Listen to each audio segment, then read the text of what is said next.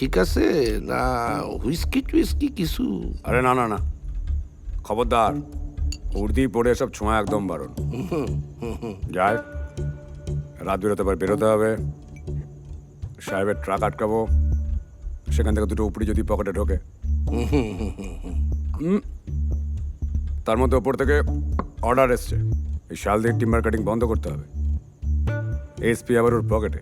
সত্যি মায়েরে, কি করেছো তোমরা ডিস্ট্রিক্টের অবস্থা। তাহলেই বুঝতে পারছো ওর হাত কতটা লম্বা। এইটা বুঝতে পারছো যে জনতাবাদী পার্টির পেছন মেরে দিয়েছে সাহেব, অপোজিশনকে ফান্ডিং করছে, তারপরে পুরো বিজনেস ফ্যাটার্নিটি ওকেই সাপোর্ট করছে। তোমার ধুতি খুলে নিল বলে কদিন পরে। তো কিছু একটা করো। কি করে করবো? আমাদের তো শখ আল্লাহর দাবি মেটানোর কেউ নেই না। হবে হবে, সব হবে। প্ল্যানটা দাও। অবশ্য আমার একটা ফাঁক পাতা রয়েছে সাহেবের জন্য, যদি লেগে যায় তাহলে।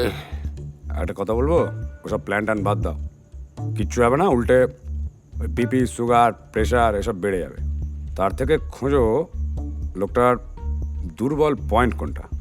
এক তো কাম, দুই হচ্ছে লোভ, আর এই দুটো হচ্ছে অন্ডকোষের মতো, বুঝলে? যদি চেপে ধরা যায় না, ওই ওয়াও করে বাঘ বেড়ালের মতন ম্যাও করে। বলিহারি তোমার ভাষা। যাই হোক, উঠি।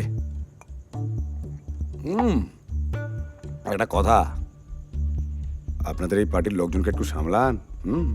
সবই তো জেতার পরে ওই টাকার লোভে আর মিনিস্ট্রির লোভে পার্টি চেঞ্জ করে দিচ্ছে। এভাবে চলবে দলটা? তুমি মতির কথা বলছো তো? দেখছি। আর চলি তাহলে।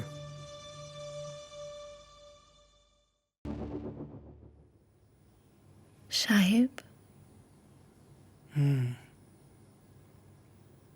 রোজই তো ভোরের অন্ধকারে বেরিয়ে যান, আজকে না একসাথে দিনের আলো দেখলাম দুজনে।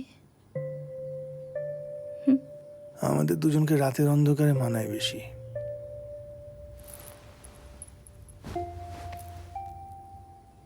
আজকাল তো মন খুলে সব কথাও আমাকে বলেন না।